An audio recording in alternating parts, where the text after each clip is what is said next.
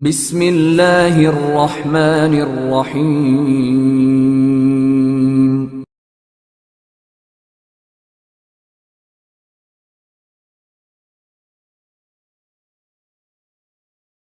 Self-pity it's self-fulfilling, and it's also paralyzing.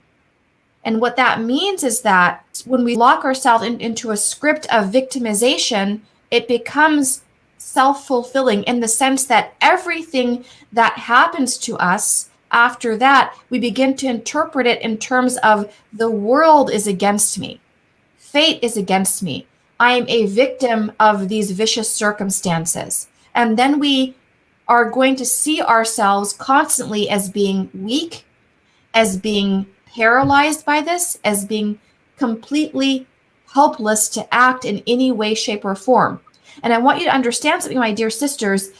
Ultimately, the only one who benefits from this self-victimization that we are doing is actually Shaytan, because Shaytan likes to see the believer in a state of despair and depression.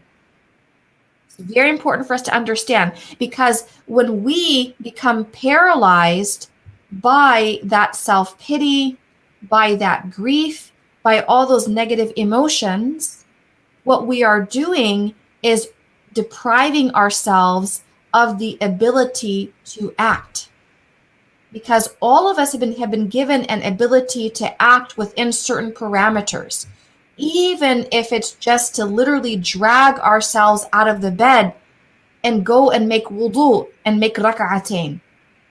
But if we can't even do that, there's only one winner in that situation, and that's Shaytan. Wal-'iyadhu billah minhu. So I want us to understand that. And like I said, this is where your support is so important.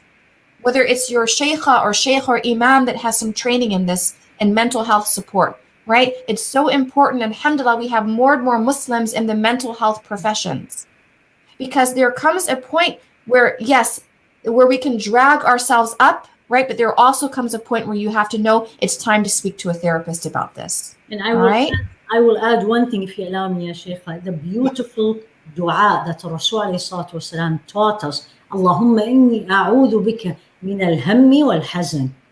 Subhanallah. And any time you seek refuge from Allah about something, that means that something is going to happen. And what is this dua? The first part of it is, Ya Allah, I seek refuge in you, meaning you are the one who's going to help me. From what? Al-hammi wal-hazan. Ham is when you are worried, something sitting in your chest and you're so worried about, and hazan is sorrow. And when do I feel sorrow? Is when I lose something, let alone I lose a beloved one. Firru ilallah, run to Allah. Sayyidina Yaqub, when he lost Sayyidina Yusuf, he doesn't know where is he. What did he say? Ashku bathi wa huzni ilallah. I complain my loss and my sorrow to Allah. So absolutely in this recipe, if I want to say, is you seek the help, number one, from Allah by dua, by turning to Him. Pour your heart to Allah. I'm weak. I can't do this. I cannot handle it. You're the only one who's going to make me do it. And literally speak it this way, plus the support of exactly the community. There is a lot of Muslim psychologists and psychiatrists. Then your family. And you look for people help. But number one, I will say, firru ilallah. This is the difference you said between us and the other faith or people who doesn't believe. Because alhamdulillah, I have al-hablul mateen, a strong rope I can hold to. Alhamdulillah Rabbil Alameen.